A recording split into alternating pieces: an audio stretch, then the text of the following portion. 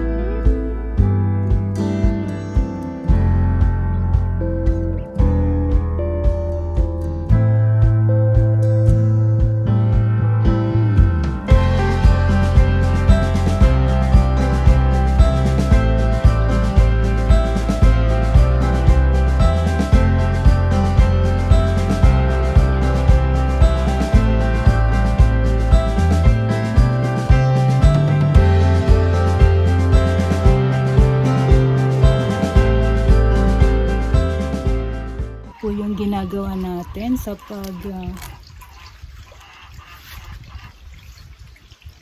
pagbububong na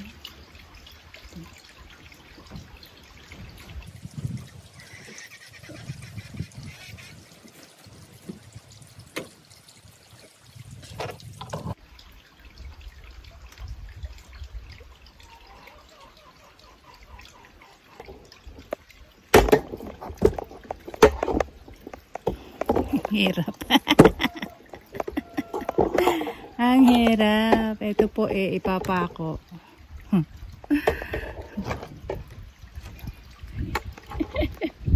Ang hirap mag-video.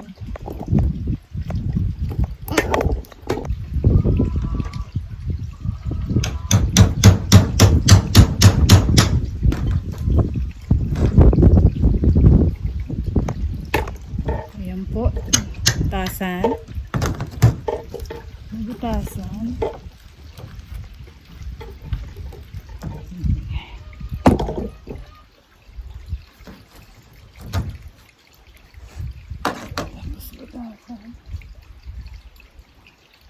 Wala yung ulo na.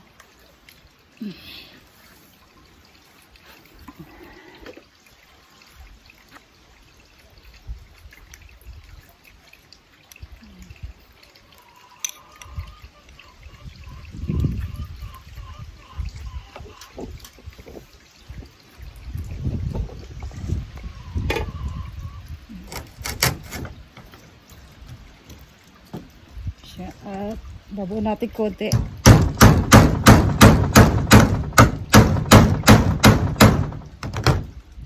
Ang hirap mag-video.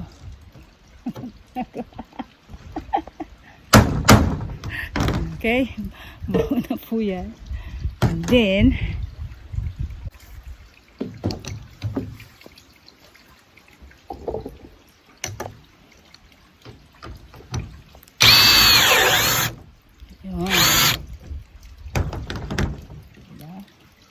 Matibay na po yan.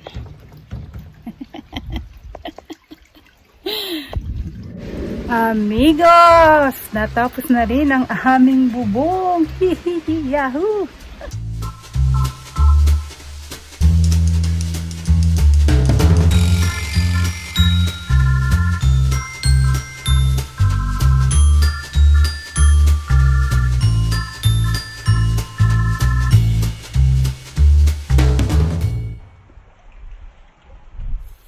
Hola mga amigos, the roof is done, but doesn't mean my work is finished. Because today, I'll put the wood protection plus color or pintura na may protection pa. So mag-apply ko po siya ngayon.